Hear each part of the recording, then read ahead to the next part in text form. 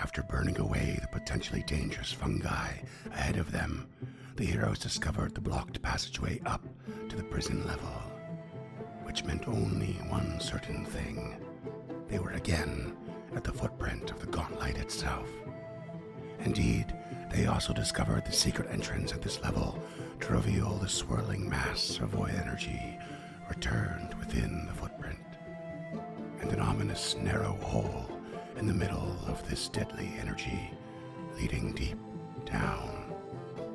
Turning back to further explore, the heroes stumbled upon a group of Darklands dwellers known as Caligni, in reverent prayer before a cook fire of jewel eggs. Tulak using his magics to translate and understand their language, the heroes were directed to the leader, whom they discovered was under the sway of a menacing creature known as an Aub, which they had promptly put down, releasing the Caligni custodian's mind.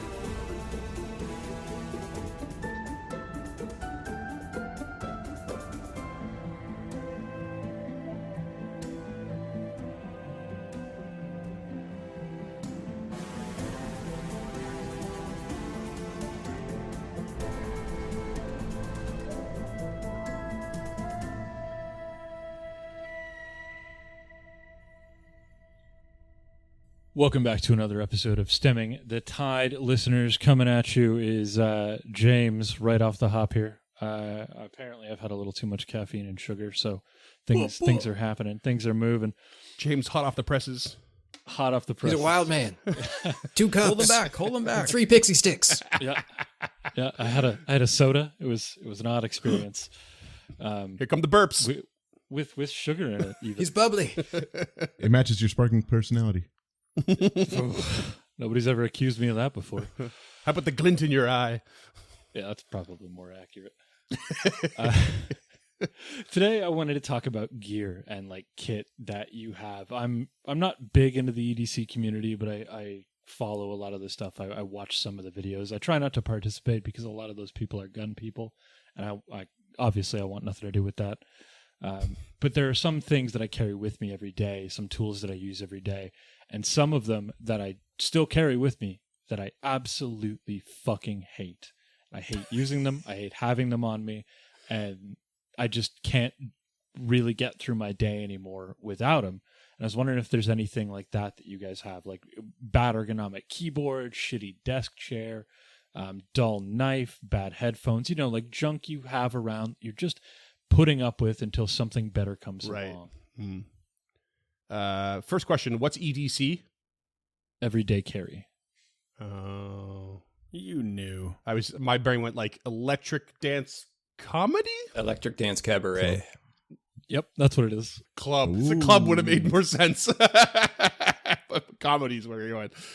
Encounter Freeman, electric dance comedy. That's where we mic up his accordion and just let him rip. It's Electric Daisy Carnival, Yeah, and it's in that is a real thing. Yeah, it's a big one. But no, for something that I use routinely but absolutely hate would absolutely be my desk. I am an enormous human being, and it is way too small, so I end up with the gamer hunch all the time, and I want to be able to put my monitors up higher so I can just sit up straight and like look straight ahead, but I always have to look down at the shits because people just don't make things for people my size typically. Like I have the same problem. Yeah, I have the tallest monitor stand you can buy on Amazon, and it's still like 6 inches too low to the point where I've lowered my chair. Yeah. My ergonomics are off, so my back can stay straight and look at the screen. Oh, crazy. It's Yeah, fucking but then your hips are also out of line because your knees are up too high, and so like there is no fucking winning. Like I am literally just waiting until I like find a permanent place to live, like that I can nest, and I'm building myself a desk out of fucking wood. Like I'm just gonna, here's the perfect height for me to sit at everything, drill the goddamn monitors into the fucking wall. Like yeah, but no, I hate it because at work it's the same thing. I'm on like these little plastic tables and just God. I'm sorry, I went too far. No, that's great. I really appreciate the venom. I could feel the anger, the frustration. The desk is always a conundrum because like width, height, all issues, never quite the right shape or proper amount of compartments or space for how you want to organize it. There's always something not quite right or missing, or every time you switch it out, you start adding things or taking things away, and it's just, I feel like I've kind of given up myself on trying to find the perfect desk setup. Well, only partially given up. I want to relook at it again one day, but Lifelong quest, I think. yeah, basically, yeah. Yeah, you kind of have to find the right cave and carve your desk out of marble out of the cave wall or something. Yeah, exactly. Carve it as you need. But Yeah. only if the marble's speaking to you. I tell you, the desk chair was one for me for a long time, and I think when I finally invested in a proper, good, expensive, comfortable chair, I was kicking myself for not having done it sooner, because my back likes me again. Amazingly. Now when my back hurts, I know my shoes need to be changed.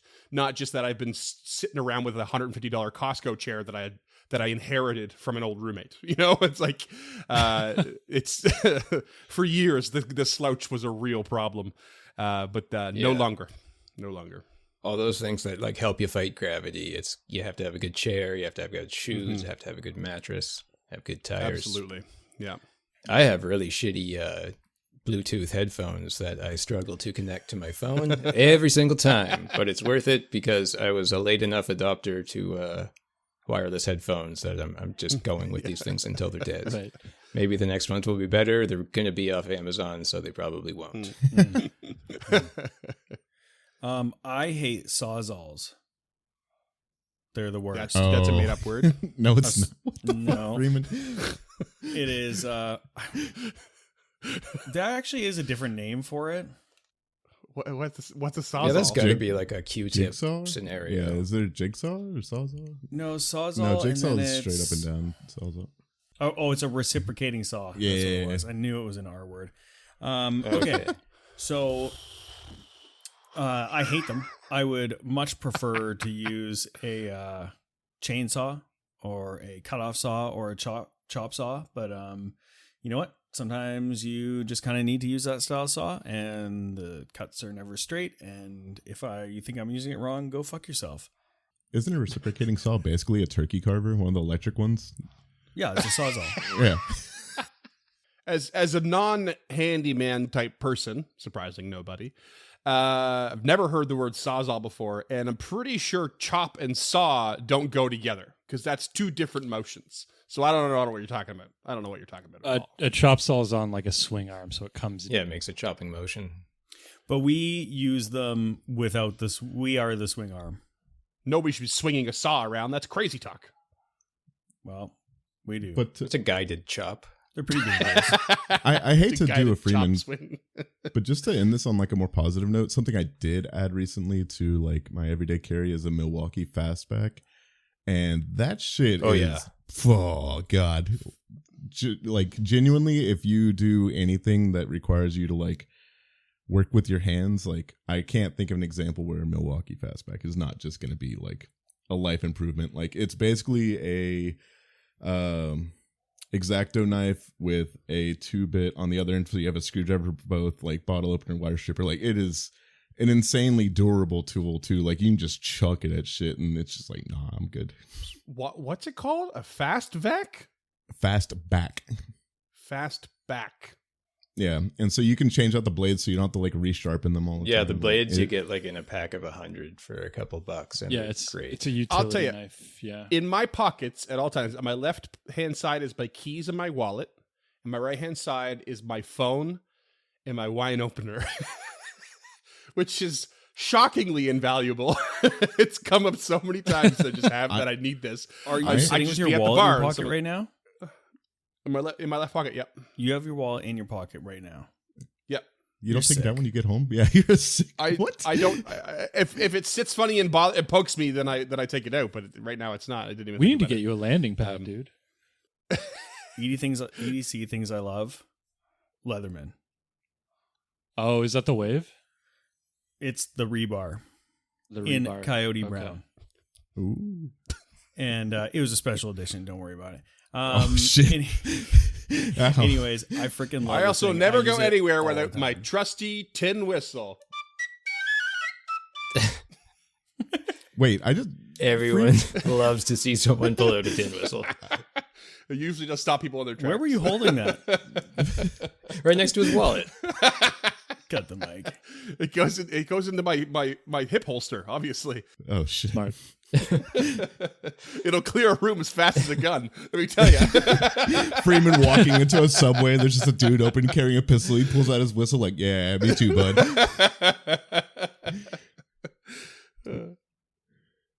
Speaking of prison pockets, let's get back in the farm. No. Yeah, that's the segue we're going with. Okay, I'll leave mine for another day then. No, you go with yours. No, give us yours. Give us yours. That was terrible. Mine is my iPhone. I fucking hate having a smartphone, but I honestly don't know if I could get through the day without it anymore. It's such a valuable piece of tool, but I hate that anybody can contact me at any time, anywhere I am. It's a real catch-22 for me because I love being able to do that to other people, but I hate that it happens to me. Like, I hate seeing text messages pop up. I hate seeing Put it on phone calls airplane pop mode. Just put it on airplane mode. up.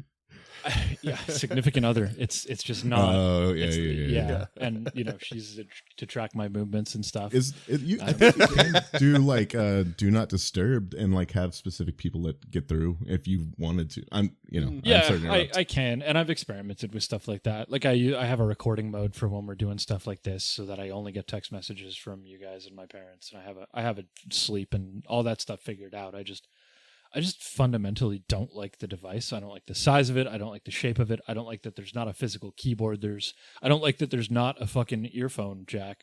There's so much about it that I don't like, but I honestly haven't been able to figure out a way to go back to a regular phone and an iPad and an iPod that makes sense. I do have Oh, they don't make them anymore. I do have a thing that really annoys me. It's not, that's like I really do better, but it's just like a pet peeve of mine. Is the phones are like portrait. Everything's portrait. It's forced all these different things to like be viewed in portrait everywhere you go, even when you're at your desktop. If you're viewing things in portrait all the time, and it drives me. And I know it's because that's how we most naturally are able to hold the phone, the shape, right? Like we can't really hold it naturally when it's landscape. But it drives me crazy that there's all these other portrait things in the world now just because we have smartphones. And it's just Okay, it boomer. just The irritates the shit out of me. TikTokification of the video format as a whole is just like the worst thing in the world. Just seeing everything fucking letterbox down Yeah. to cell phone proportions Yeah, right. pisses me off. Oh, it's so annoying. But I also hate iPhones right now, probably for a little bit of a different reason, because I just got given one as a work phone for the first time, and I've only ever used an Android, and so far, really struggling with it, buddy. That transition it's a sucks. really locked down ecosystem. Yeah. I have no idea what I'm doing. Yeah. I hope no one needs something done. Oh, buddy. You give yourself a few days. They're easy as pie. But speaking of pieces of gear that really piss us off, let's investigate this lens inside a lump. Ah. Whoa. Also, Nice. let's talk about the Did you work your way backwards from that one? Yes, I did. I always work my way backwards. let's also talk about the war flail that the creature you just subdued is holding. 'Cause I know James hates flails as a weapon. They're just stupid. They've never existed practically. There's like one piece of art that shows one dude using a flail one time. They make no sense. But they look so cool. Yeah, that's true. You can make them out of skulls and stuff. Yeah, I mean, The guy's got a point. Like, just look at this you one. can make a It's- mace it's- out of skulls. It's got a double flail. Swings around all cool like. This one actually does make a little bit more sense to me because it's more like a pole arm and it's got like a hammer on the Yeah. back It's end, got so it has a it's counterbalance. Yeah, it's got it's you know, big. you can create some distance. This is almost like a whip on a staff. Yeah, Mhm. kind of. Yeah. It's real clinky like. Oh yeah, I didn't I even notice won't- that counterbalance. That's a really hefty bottom end to that shaft. Yeah. Yeah. A serious peen on that thing. Yeah. That's not a joke. That's Get what it? they're Ball called. peen? I Yeah, know, no, yeah. I know. Yeah. It just came after my heft on the bottom of the shaft, and then they got me. As it gets us all in the end. Yeah. I'm a small child. Don't forget it. Oh, we shouldn't talk about this then. That's gross. Content warning. Freeman, you're grounded. Go to your room. But no, for real, let's get to the game because Lump has become rather aggressive, and this creature has just been subdued as well. Like you came in and discovered this Alb with the Caligny, and I believe you discovered that Albs are have a love for corrupting Calignis. So you ended up targeting the Alb and taking it down, and this thing has kind of crumpled to the floor in relief all of a sudden. But there's the elephant in the room of the sudden aggressive nature of Lump. It's been building a little bit, but it's you tell me. I got the feeling from Scott that Tulok feels it's crossed a line or pushed an envelope. Tulok turns to Lump with a heated look in his eyes, puts a finger up towards him, and says, I understand why you did that. This creature is oppressed by the other. I will never come after you for trying to attack a creature because you're trying to free another one. But you have to be careful. You put all of us in danger by running in like that. Not only have you stopped waiting as we enter rooms and just kick the door open, but since you've had that lens, you have lost all focus. We must be quick. But you cannot put this party in danger because if we fall, Otari will fall next. And Lump has a moment of rage pass over their face before it shrivels and they shrink into themselves. Seeing Tulok yelling at them, they start going through their head like, they don't trust me anymore. I did so much and now they don't even believe me. They don't trust my actions and the look at Tulok with a look of pain and sadness in their eyes. Swallowing. I'm sorry. Tulok as well swallows hard.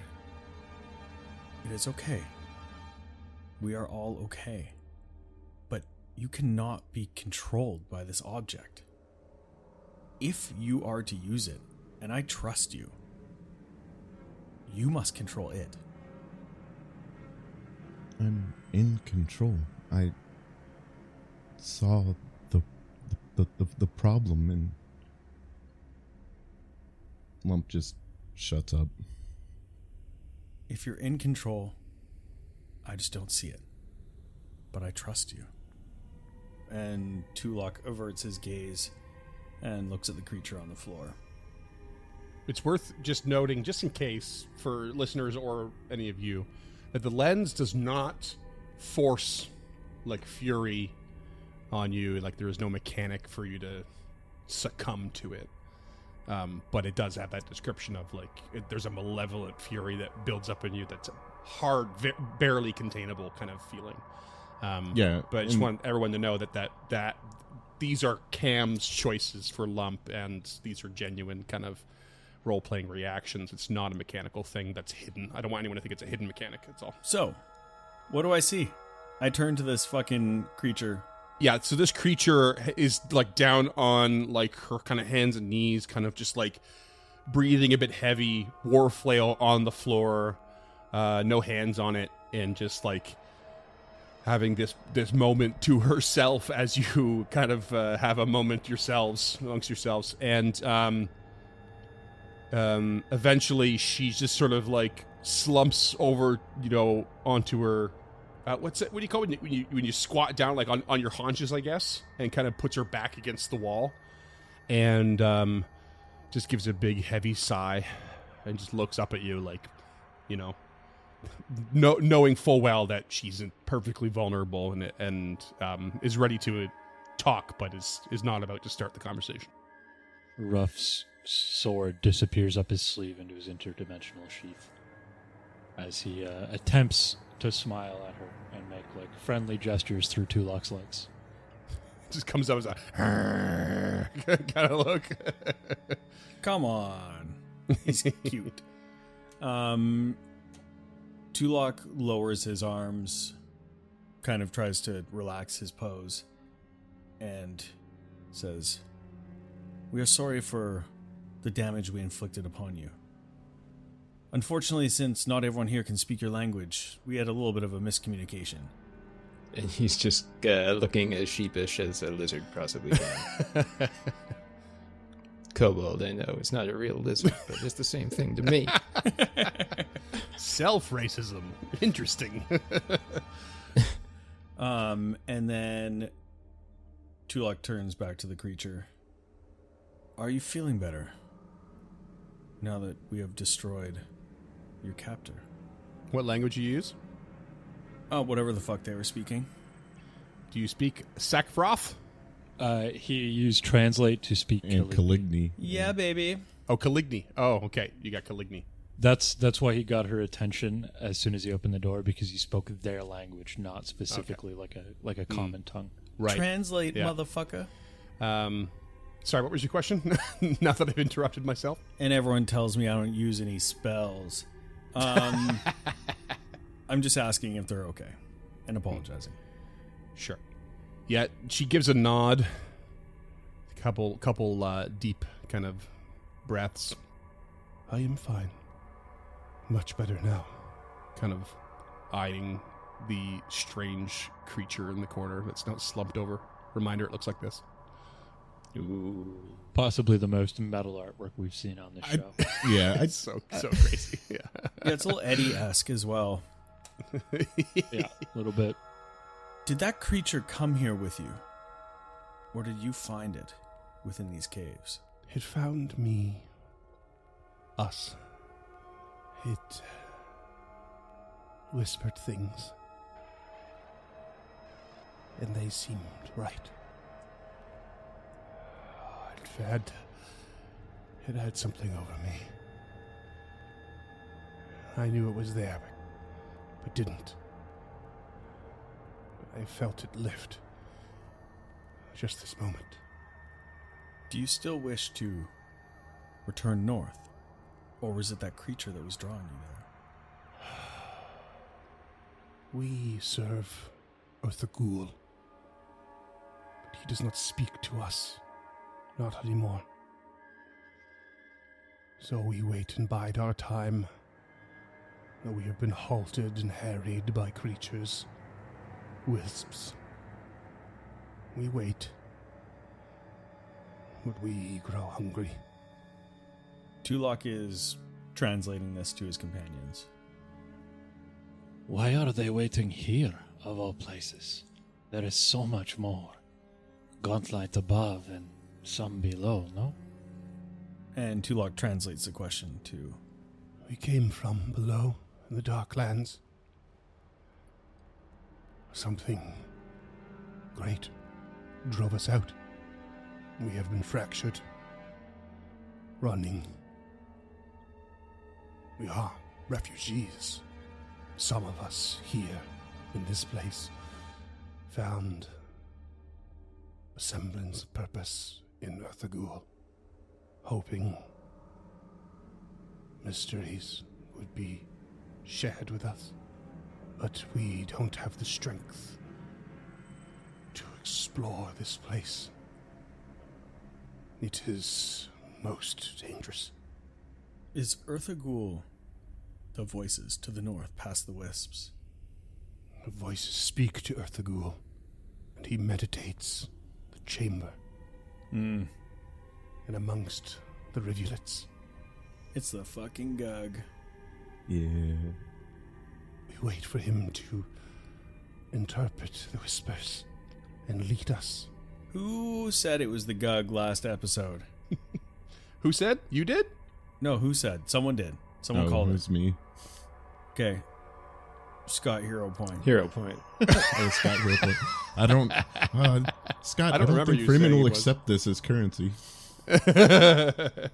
Level up then. Sage, do you not hear the whispers yourself? Could you not act as their arbiter? It would perhaps buy us some goodwill, and perhaps we can convince them to fight on our side if they would like their homes back further below, or at least act as some sort of rear guard. I hear the whispers, but we would have to dispose of the Gug, clean the room, and then trick these creatures. Why trick? How can we break it to them that their god, whatever they worship, is dead? I think they see it more as a prophet than a god. Nick's eyes light up at Prophet. Ooh. Gods die all the time, Sage. I myself, many times over. Yeah, I was there when Eridan died. Not What? there, but I was alive. Says I was so alive. casually. I was alive. Maybe I wasn't there. He wasn't walking the material plane anymore when he You died. killed Eridan? No.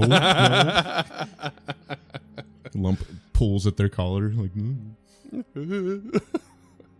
A hot jet of steam comes out. Not on purpose. Should I tell this creature the truth?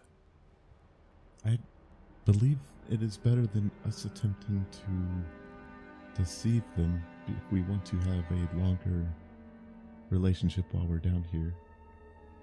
It's best to rip off the proverbial band-aid earlier rather than trick them and be dishonest twice. And if we're being rational about it, we have already defeated the thing controlling them, so they must be weaker than that, no? We were prepared to fight when we saw them worshipping the eggs. What is different now? Now we give them a choice, no? Well, just to push back a little bit on one of those topics, in the military, the leader isn't necessarily the best fighter or the strongest. And if they're manipulating them, they don't need to be capable fighters. They just need to be capable of manipulation. That's a different skill set. Ask her if she's a capable fighter. We'll find out. Tulok turns. Nick, are you prepared to fight? Just in case. And he just nods. Immediately, but sternly. Just a little Still with too the stoked. sheepish look on his face. Oh, sheepishness is gone. Okay. That sheep has flown the meadow. I Metaphors. like Freeman, Freeman, real quick, could Lump have treated her wounds since we've been talking for at least 5 minutes, just to start patching her up for them oopsie we made? Yeah, sure. Okay. So, like, Lump will do the first aid symbols, like, you know, pointing to wounds and then pointing to themselves and then help. And then My terrifying looking friend will heal you now. Nick looks at himself for a second and then remembers that he can't heal. This creature does not terrify me. Oh, that was sarcasm. Hardly the scariest thing in the Darklands. That was just me. Tulok does not say that. But Tulok does say, we have seen a creature in the area that you speak of. A Gug. Was this your prophet? Yes. Eartha Ghoul. Eartha Ghoul is no longer of this plane. And I'm sorry to have to break this news to you. You mean transcension? In a way. Did the voices speak a secret to him? But he not to us? He is dead. Oh. He did not say. He did not speak for so long. We would bring him food, but he would not eat.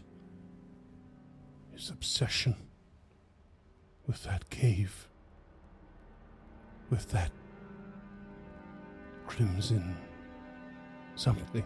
He was tainted. We have not been able to. He was tainted by the voices and by the lens. He knew not its power, as intelligent as he was, and he was corrupted. We have been unable to visit for some time. The wisps stopped us from continuing into the cave. We've been unable to search out more eggs, more food. We are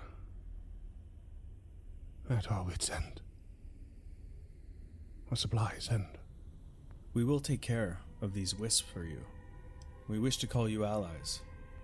And perhaps, once removed, you can move into that room, give burial rites to your prophet if you desire. Eat the mushrooms.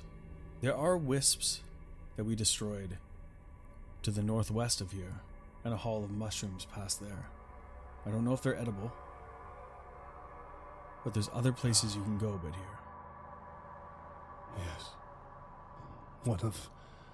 One of our refugees here nicknamed that room the Hall of Eyes. Always being watched if you stepped in. We lost someone almost immediately. And you probably recall the moment you stepped in, you found that blade, but it was amongst a pile of like clothes or like a cloak with like Burned. scorch marks everywhere. And you guys did discover, succeed a check on Calignes at one point, right? I'm pretty I sure think you did. so. That's how we got the language. Calignes die with an ability called a death throws ability called Death Shadows. So they burst into like flame, or wait, is it Death Shadows? That might be Dulux' unique one. Death Flame, it's called. Yeah, they basically, when they die, their whole body combusts in a white hot flame. So that was the remains of one of theirs. Tulok turns to his companions. Shall we take care of these other wisps? Yes. Lump finishes patching up the woman and themselves and nods an assent, gritting their teeth. It is agreed. I've spoken with my companions, and we will take care of these wisps. Open up that section of the cave to you. And you should also know that we have killed more creatures in the main cave by the pools. The children of Belcora. Yes. We've not ventured in there as best we can, only searching the nearby waters for jewel eggs. Okay. We have kept here as best we can, and I've been loath to search back to the others below. As I said, we are fractured. Galudu was once my leader, before I came here with my brothers and sisters to become their custodian. Galudu has more resources for food, water. We may need to seek her out. Is she on this floor? No. Below. And she starts to stand up.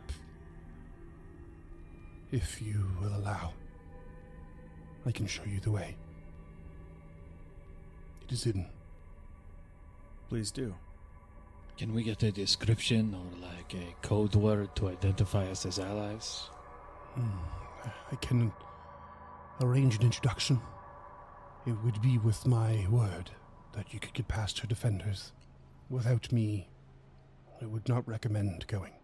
If you can help us, I will do that for you. Show us the way, but we cannot promise to go immediately. I understand. We will take care of those wisps for you. And then you'll have more space before that. She bends down, picks up her war flail, and like kind of holsters it, puts it on her back. ties it around her waist. Nice and casual like. Let's See, this is where the impracticality comes in. let's this. let's the two dangling heads of the flail lie over each shoulder like a rich boy with the sweater in the summer. Ah, those rich boys. That's just how I wear my sweaters when I feel attacked.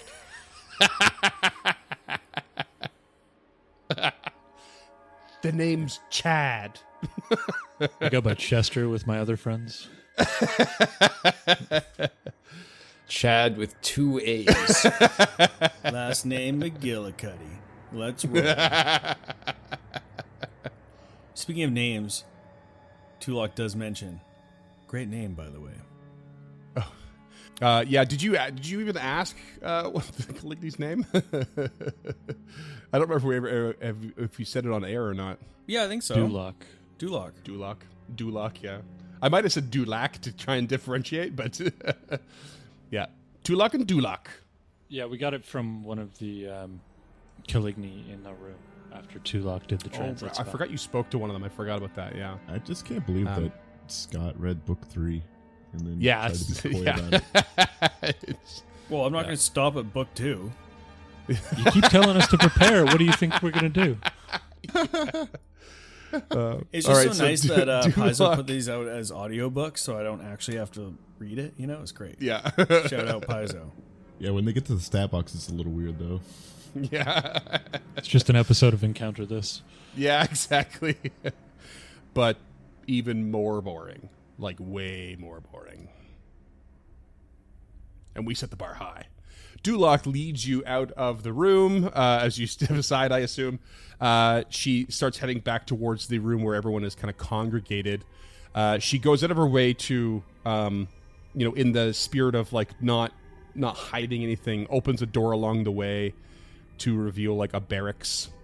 I can't remember if you opened this room or not, but there's like basically a room full of like cots and stuff where it looks like absolutely everyone here actually sleeps in together, like communally.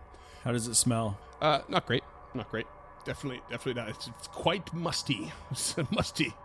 And back into this room with the group here. There's also a door to the east here. Again, I can't remember if you opened it, but it's she opens it to show you that it's basically like an old storage room. It's got like torches and casks and there's a couple faintly glowing plants that are in there that are bioluminescent. Basically stores of dried mushrooms and whatnot. Yeah, she leads you towards the northwestern door, which she seems to be surprised is propped open, because you guys did come down through the stairs this way. And Freeman means northeast. that's what I meant. That's what I meant. And also false. We didn't come down that way. Did you not? Why is the door open then? Who opened the door? I thought you did. We did, yep. We came down the At stairs? one point, yeah. We came down the came- stairs, yeah. Yeah.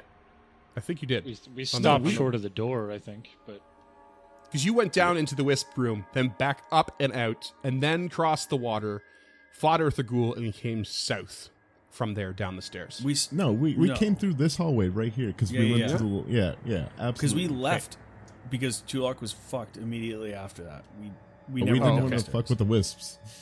Okay, so why is the I door don't open? remember Who if we opened the saw door? You're all fired. I'm 100% sure Ruff went down that hallway at some point. I don't think we opened the door, but I remember very someone confident. going down the hallway. I do.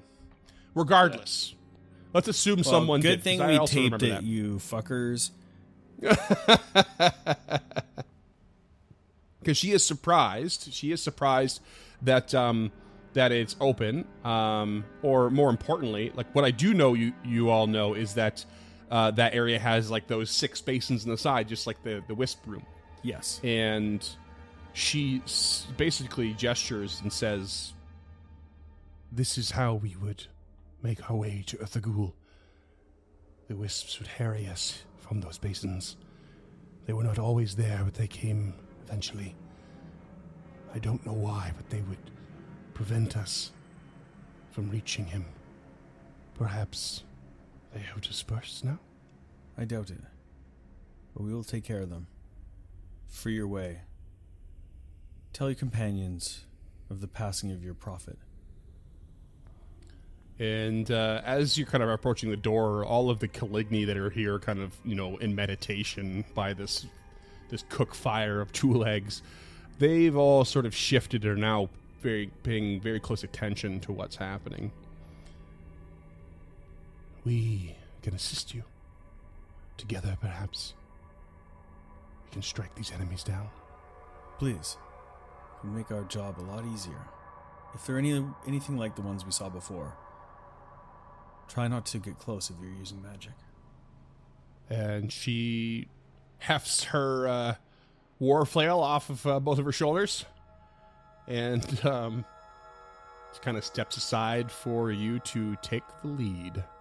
And all of the Caligni get up onto their feet and pull out their swords. Ruff follows suit. Sword just ejects into his hand. This much bigger, Caligni in the center, just hefts this massive greatsword off its back, and you can see that where its eyes should be are just these black, empty sockets. But it looks as though it is watching everything, just like everyone else. Empty eye sockets, big ass sword. Looks quite menacing. Yeah, and just a bunch of sweet tassels. Yeah. Tulok loves a good tassel. Very tassel heavy. If you want to toss Nick's just me, sitting there thinking, I'm so glad we don't have to fight these guys. you should be, I think. If someone wants to roll me another recall knowledge check, because this is a rare Caligni that require a new one if you want. What are you thinking? It's a society. 23. No, you're not sure. 30. Oh, yeah. Yep. This is a Caligni Vanguard. They are basically Calignis that are born without eyes. They're an extremely rare occurrence and are considered sacred within their communities. And from a young age, they are set aside and groomed to become vanguards, dedicated to rigorous martial training and mental strictures. Other Calignis revere vanguards' discipline and combat skill, but wary caution always tinges such respect, as they often have inscrutable motives. They almost never rebel against their duties and their established role in the community. Some claim that those who do are taken by the Aubs. They have echolocation, precise blind sense, basically. This thing can absolutely detect everything around it with precision. Yeah, they're tough. They are dangerous, especially with other Calignis around. They can command quite well. This would be a rough room. Like suited for Raphael. Exactly. I gotcha. Exactly. Yeah. Yeah, just bouncing around, taking up beings at their knees. One of my favorite things about this creature, actually, I'm going to throw it out there just for fun, is that they are in full plate, but because Caligni's bodies combust, it destroys the plate and launches shards of plate out all over the place in the death throes. It's awesome. Living grenade. Yeah, basically. So they're doing fire and piercing damage when they die. Who steps through the door first? With all of these Calignis at your back. Tulok, Again. Can you ask them how many wisps there are? Dulok, do you know how many wisps are in this room? It has changed. It depends. Different colors, different patterns. We have seen up to 6 at once. That's all Lump needs to hear. Nick, can you get over here real quick, please? Or Nikaj, is Nick okay? I'm sorry, I should ask first. Absolutely. Wouldn't be happier than to help you right now. All right. And he steps And Not at Lump all goes scared. ahead and casts heroism on Nick. Tulok avoids notice with the Staff of the Undead. Bitch. Staff of the Dead. Lump, Mm-hmm. are you content with your current size? That's a very Asking for a friend. large question. That's a very large question to ask of somebody. Exactly. And you see a little glint in his eyes. I could make you a bit bigger. God, the desire to be a large lad, a large lump is very high, but it seems like a bad idea with how many people are going to try to slam into this fight. So I think skip for this one, but save it because I definitely want to see a large lump at some point. I also do. Rough going at that with the energy of like a guy selling back alley shin implants. That's an awfully large lump. You might want to go to the doctor. Nah, take a hero point for me. Thank you. Yeah, lump will go in first. All right. Do we have a minute to prep some shit? Yeah. Okay. Do I have to cast a spell at a target, or can I cast it at like the ground or something? Well, as always, that depends on what spell. I kind of want to blow Ignition or Ray of Frost. Probably Ray of Frost. So my concept here is to spend a cantrip so I can enter Arcane Stance before the combat starts. So it would be a 3-action setup. It would be 2-action cantrip, 3rd action enter Arcane Stance, just to get that that typed extra damage. I mean, You can say no. yeah, I don't. Yeah, stances you typically need to be in combat. by the rules, stances are you can't enter before combat started. It's a bit of a point of contention with monks, people who play monks. They're like, what do you mean I can't just get into my monk stance before combat started? Obviously, you can allow some leeway, but what you're asking, I think, is not in the spirit of the rule design. So I would say no. Cool. Though I appreciate the attempt. I'm going to call you Cam from now on. It's going to get confusing. So, you are stepping into the room. I do wonder if heroism actually works on Nick, because it says you tap into the target's inner heroism. Not sure it's really there. But He has something deep in there. If you cast it hard enough. So it's not all bravado, you're saying. Lump, like giving a dog a pill, just shoves their hand down Nick's throat and just. You're gonna have to put your back into this one. Okay, I'll be a hero. Duffy's like, Answering can the I call. try? That looks like fun. But yeah, I've been conditioned. So What the fuck is that thing? Okay, Lump casts heroism and steps through the door. thank you, Freeman. Tangent episode. My God.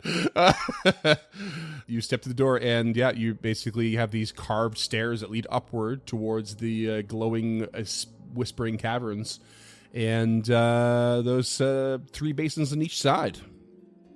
It is stagnant and dusty, and you can see the basins have muddy water inside. Sorry, let me be more specific. You see 6 alcoves, but only the 2 center ones actually still have the stone basins intact, of which have the muddy water inside. The other 4 are not intact. Oh, we should destroy these fucking things in both rooms. Ruff will take the detect magic action, theoretically, to try and get an early warning system when these things show up. Okay. Can Nick walk in the room and check for traps? Sure. Roll me a perception. You'll recall that the previous room where you did fight the wisps, there were 6 alcoves and only 4 of which were intact. I do not recall that. I just thought 4 of them came out. No? Okay. So rolling through here, Lump has roll perception as well. You don't detect any immediate traps kind of waiting for you to step on or what have you. But how far are you going into the room here to start there, Lump? Give me that before I reveal anything. If everyone is behind me, I'm going to start ascending the stairs. Okay. So just let me know when I need to be stopped. You basically get to the top of the first set of stairs, and you note that the basins look very much like the ones where you fought the wisps. But this time, you kind of reflect back on the very first time you saw a muddy water basin. Do you remember where that was? We all remember our first time. It was the time that I knocked over that bowl. It was the time you knocked over that wall. The witch fire warden? Maybe? Yeah, in the hidden Question? room in the Yeah. prison level. Yeah. Oh yeah. And do you remember what happened when, or did anything happen when you were in that room? You just walked in and Yeah, knocked it over. Is that what happened? yeah. You didn't really Yeah, give us okay. a whole lot, but we kind Yeah. of assumed because you said there was something like maybe a presence chained. I Yeah, don't know, because there changed- was yeah. magic. I guess. Yeah. There was definitely magic. You guys didn't trust it. You knocked it over. You called it a day. So you're getting the same vibe now. You're now going, wait a second. There is something magical here again. It reminds you of that moment you were unsure and feeling nervous, suspicious. That's coming back to you now. But otherwise, nothing stirs. A lump is going to immediately just smash these things or tip them over, whichever way they can do it. Yeah, these are like stone, like kind of constructed like bricks, I guess. So can't just tip it over, have to smash. Do I get the impression that an athletics check to break it or smashing it with my hammer would be easier? Yeah, we can go with the old force open route kind of thing if you want. I think that's totally fine. It's pretty old. That's a 29. Yeah, definitely. You walk over and just wrench it with your hands, kind of thing. Yeah, just like take the shield and kind of cram it into one of the crevices and then just like push on it to act as like a lever, like a pry bar, basically. Yeah, pull one of the bricks away, and then it kind of starts to crumble. And you can just kind of quickly shovel it out, and like the water just spills out on the floor. There's a stagnant, fetid odor that kind of wafts through the room a bit. I mean, you already have some coming from the fetid lake, but it's a little extra right here at your feet. And you, as the water pours out and down around your feet, you swear at the corner of your eye in the water was this elongating, stretching visage of an angry Belcora hissing at you, but it just washes away really fast. And you don't know if it was quite your imagination, your nervousness, or something very different. Lump shudders and then goes to break the other one. Give me a check. Oh, 34. You're doubly eager to get rid of that basin. I'm done with this. Get me out of here. And the water washes away. And those are the only basins in here? The only two, yeah. No sign of any wisps. You can see Dulak has stepped in the room behind Ruff and is looking, kind of hands kind of clenched around, kind of almost ringing around the haft of the war flail, looking quite nervous. No wonder Freeman offered to let us fucking use these guys. Barn. He knew nothing was going to happen here.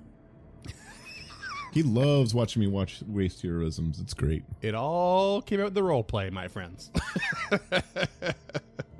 I prep. I don't plan. Is there anything in any of the alcoves? Nope. Other than like some bioluminescent flora that seems to be sprouting up in random spots. Tulok turns back to Dulok. It appears they are not here now. We have destroyed these basins in hopes that will keep them away. Perhaps now you can send your companions up to deal with their prophet while you show us the way down. She steps into the hall and kind of nervously walks around and through and past you and towards the cavern to the north, just to like feel it out for herself. And there is this sense of mystery in her eyes. You said that you had killed some other wisps in the Hall of Eyes. I wonder if this sent a message to them. In any case, thank you. I will go see to Erthagul. But first, come back in and permit me another introduction. And she starts to march back into the congregated room and to the eastern door that you have not gone through. Follows. She opens the door to a 5-foot wide hallway. And she just shakes her head. Oh, I'm so annoyed by these. Why? They're everywhere. And walks down, and there are 2 single doors, east and west, a little bit further down the hallway. And she opens the door to the east and steps in. And as she does, there are 3 Calignes that are lounging in here on some old pillows and fur blankets and rugs. There are several empty jugs that litter the floor.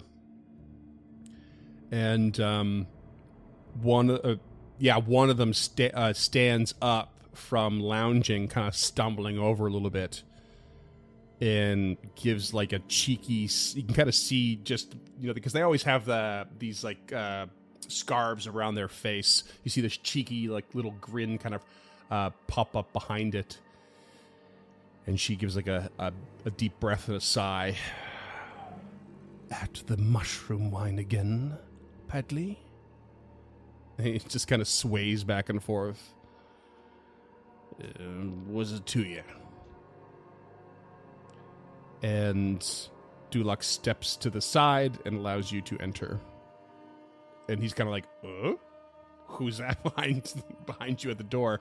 The other ones quickly stand up, a little bit confused. Okay. Anyone walk in? So here's the thing. I think that at heightened 4th, now I'm trying to remember if I cast it at a lower level because I was trying to conserve spells or what, but translate at heightened 4th, I can target up to 10 creatures. And they can all speak the language. Oh. Scott, real quick, just to think make you this easy did. for you.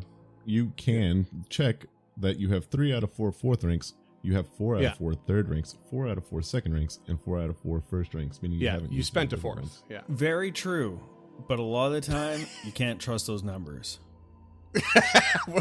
Well, you can't trust them with Scott's clicking buttons. That's what you mean. Because a lot of the time I just say I'm casting things and I don't press the cast button. No.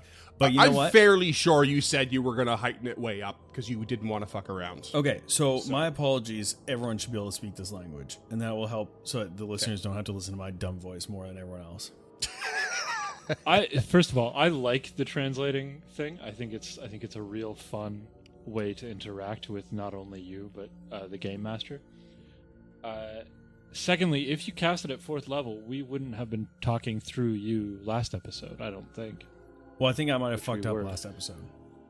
Yeah. Oh, Doesn't matter. You have a 4th level spell slot spent. We'll call it there. Everyone's speaking this. Everyone was just humoring you. Tulok turns to everyone. He's just like, "You guys can speak it, by the way." Oh my god. You're right. I had no idea. Now that I've just thought tried. I could understand it. It's like when you're doing a puzzle and it just clicks in your brain and then you finish it really quickly. Yeah. So who steps into this room first? Lump, unless Tulok stops them. Tulok sees Lump stepping and then steps in first. Interjects? Yeah, and Intercepts? You can tell. It's not like they're stepping at the same time. Tulok saw Lump stepping and stepped in front. puts a hand on their chest. Yeah. Step into the room, and you can see these 3 Calignes are definitely they've stood up, a bit surprised to have visitors, and they don't seem terribly sober. Tulok will step further into the room so as not to block the door. Dulak says, "This is Padley and a few of our other followers. Padley is a respected warrior. My sub-commander. And Padley's kind of like again, cheeky kind of grin, and is like, oh, what's going on? This is weird. But seems really out of it. He is also evidence as to what we've been reduced to. He is dedicated, so he remains in his station.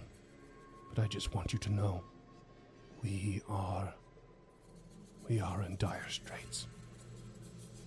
We are more than this, bereft of our home and stuck with scraps. And Duloc walks over to Padley and holds her hand out. Give me the key. And he's like, my name's Padley. Nice to meet you. Just drunk out of his head. That's what he and says. Just like starts patting down his pockets, like, and then finally like finds the key and like hands it to her. It's like when you're really drunk and you're looking for your lighter, and you just like, it's in there somewhere, and you only have 4 pockets and you can't find it. Anyways, go on. He picks up a jug from the floor and takes a swig. It is like, mushroom wine. He tries to hand it to Tuloc. Ruff will take it. Ruff, you take it. You grab it in your hand. It's clearly empty. He'll mime a drink. He just handed you it. What a Took dick. the last sip and just handed it to you. It's pretty good. Ruff will mine a drink. Ruff will mime a drink. Yeah, there you go. Yeah, you get a little dribble of like mushroom wine. It's like it's rough, but it's earthy, nice and earthy, and it's umami. Yeah, I mean, he doesn't really care about the drink. He just wanted to show that he can hang and that he's an ally and that he trusts him. You know, like this is a trust building exercise. This is like going into a frat party and not taking a beer. Like it's not a good idea. Yeah, you know how to hang, man. With that in mind, Tuloc busts out the flask of fellowship. Oh no, here we go. Yeah.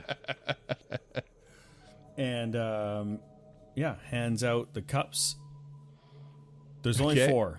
Oh yeah, look. So he hands one to each of the Calignes. Great. I don't know why I did this hipster fucking stoner surfer thing. Is but that what that is? We're that going you're with doing? it. I don't know what it is. I'm searching for words here. It started drunk and then just went full Spicoli. Yeah. Oh, another drink. Cool. And yeah, this, if I remember correctly, that you pour this out and it automatically is the exact thing that people want to drink. Whatever they want to drink. Probably mushroom wine. Might be clean water. Who knows? Yeah. So you pour to one Caligny and it comes out as a nice crisp lager. But a Darkland, no, it's a Baltic Porter. So it's a dark beer, but it's lagered, and it's a high alcohol. It's lovely. Whatever the Darklands version of a Baltic Porter is, that's what one of the Calignies gets.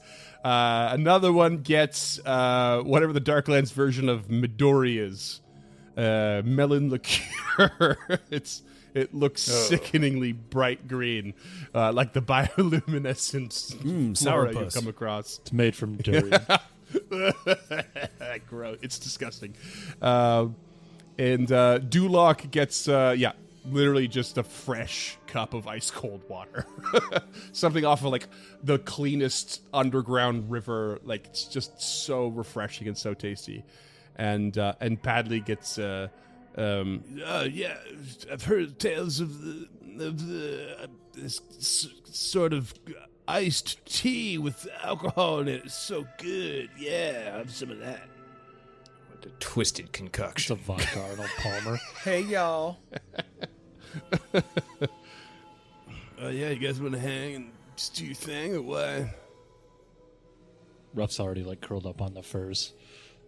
In order to get into this character, I have to bobble my head around. I don't know if you noticed. Great for audio. Yeah, I like how he's like some sort of great military leader and then just has a couple sips of fucking mushroom wine over a few weeks here and has just turned into a fucking dumbass. It's like Scott on vacation. Or every day. Tulok, when he says, "Do you want to hang?" or whatever, will use diplomacy and say, "Please, the key. We are looking for your allies, and we need to continue upon our quest." Having already handed the key over to Dulok, he starts looking for another key. He's like, yeah, 1 second here. And he pulls out this stick and hands it to you. Tulok takes it and stows it. It's a wand of magic missile level 3. Oh, yeah, bitch. Nice. Oh, yeah. Taking advantage of the drunk. Scott, keep asking for keys. Roll me a diplomacy check to see if he lets you keep it. That is a 32 and a 33 with the because of the flask. Oh, yeah. It's like, Hell yeah. oh, wait. Oh, that's my... Oh, no, you're good. You seem cool. Yeah, take it. That's cool.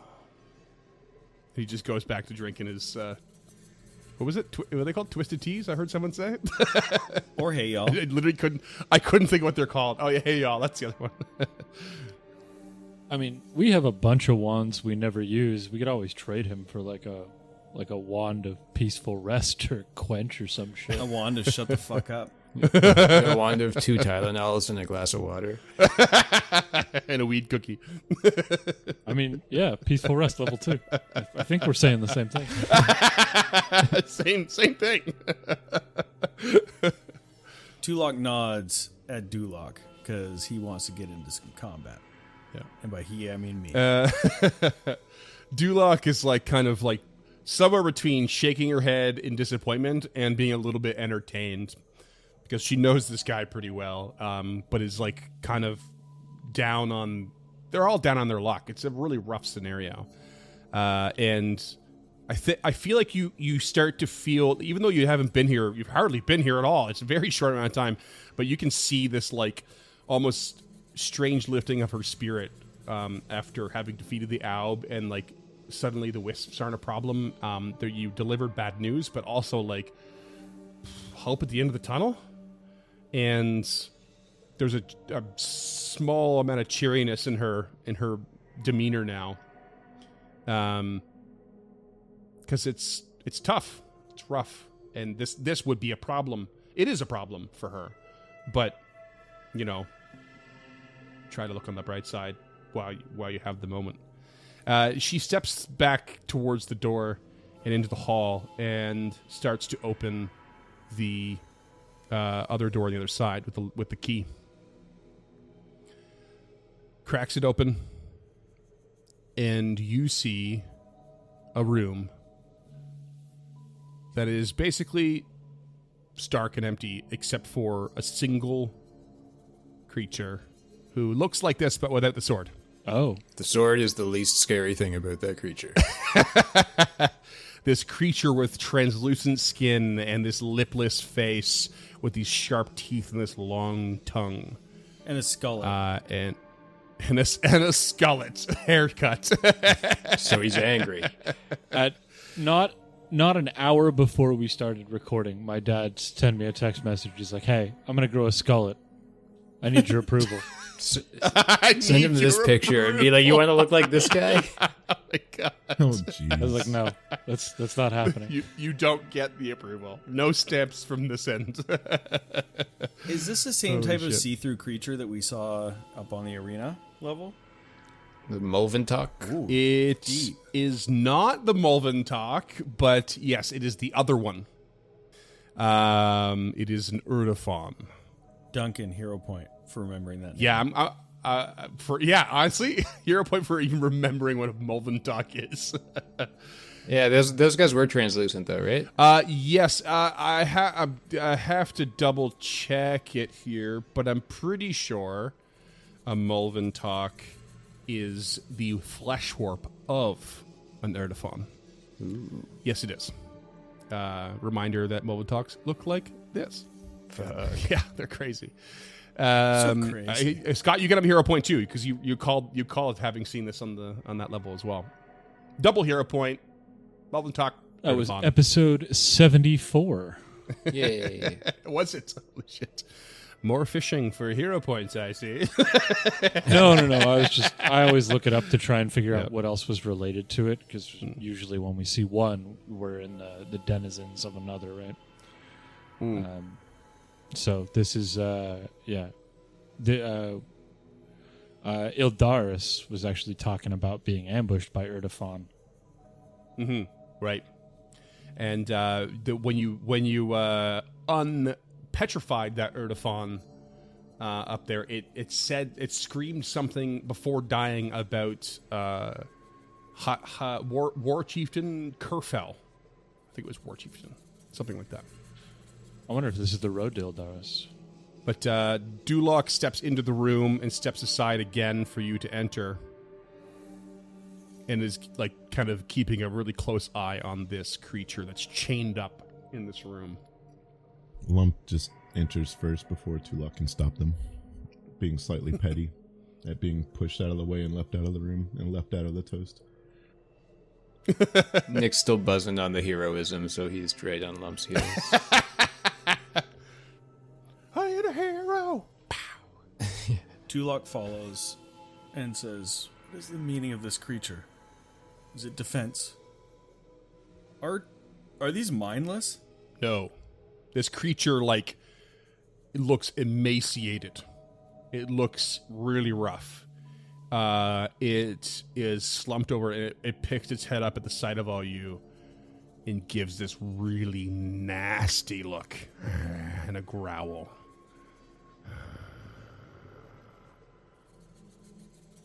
What is the meaning of this creature? Lets you all have a look, yeah. And you ask, this creature, this Erdefon, claims his name is Huglu. He refuses to speak, but his kind has harried us since we escaped our original home. We have suffered greatly trying to find a way back into the Darklands. And it is war bands of creatures like this that cut us down on sight for no reason other than their lust for death and destruction. We have left this creature without food, without water, trying to press him into revealing why. But it refuses to speak. Can I roll something? I show you that. Yeah, on Duloc? Well, it won't be on the Erdefon. You can see right through them. Hey, you son of a bitch. Hey, another hero point. Oh, it's tempting. I'm not gonna lie. Great bet. Sorry, did you want sense motive secret? No. No, I'll do the sense motive. Yeah. Okay. Yeah. You think Duloc's telling the truth. But she has some very harsh opinions about this creature and its kind. But yeah, you think that comes from experience. Is there anything else you were searching for in particular? I'm just trying to figure out how much of it is geared towards like us helping interrogate, or like just making sure we're not being bamboozled into torturing somebody that didn't do anything. Because Sure. Yeah. just because like they were being manipulated doesn't mean they're not manipulative. Yeah. Like Lump just doesn't trust anybody down you here. don't get the feeling that Duloc tortured this creature for any fun of it, that's for sure. They are, because there's this it's kind of disjointed kind of story here, because she's admitted that they're fractured from the other members of their community. You're not quite sure of this whole story, but she's is basically like definitely looking for information from this creature on the whys in which they've caused them some trouble. Maybe that helps you pose another question. I don't know. I don't know if I was there for Erdefon. I don't think Lump was. Yeah. Can I go ahead and roll a society check?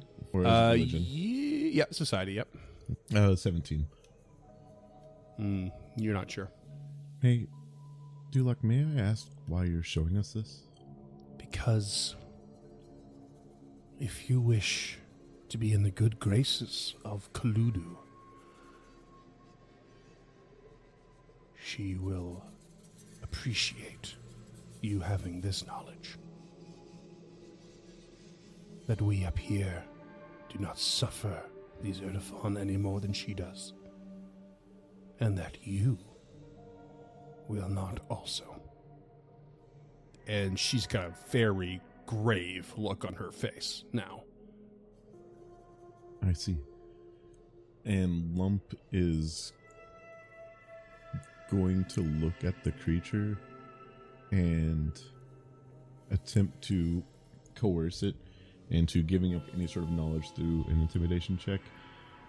And it's going to start off with just an incredibly intense glare, just fixing this creature into place with their eye, and then stepping forward towards it, their heavy steel boots clanking on the ground before they tower over them and just make them as small as possible. Understanding what's about to happen, Ruff turns his back and takes a 5-foot step away from the door. That's a 28 to intimidate, just so I can flavor my intimidatingness. Yep.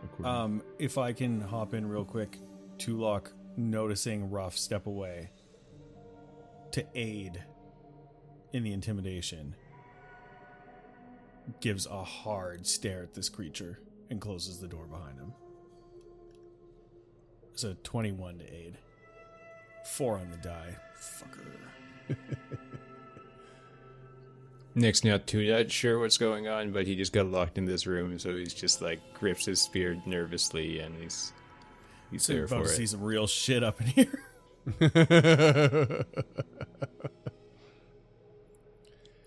And so you start with a glare, and what's immediately following that with all of this effort, Lump?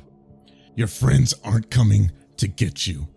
You can tell us what we want, and you die fast, or you can die very, very slow. Lump's hand shifts into a morning star and then into a rapier pointed at the creature's eye. And this creature starts to stand up, arms shackled to the wall, and it kind of feebly stands up and kind of wavers from side to side and slowly raises its head and face and eyes to look at you and your blade, and just makes this very sudden gesture forward, pulling the chains against the wall in like this sudden burst of energy, and just starts screaming at you in a language none of you understand. And then it switches over to Aklo. Whoever speaks Aklo understands it screaming, "I am Huglu. I am the one. I serve the great warrior champion of Karfel, and we control this territory, and I will sprinkle all of these caves with your organs and drink every bit of blood from your deformed face and all of the bright, dark people of this place!" And that's what we're going to call it. Ooh. We found a new friend. Might have peaked on that one, James. Sorry.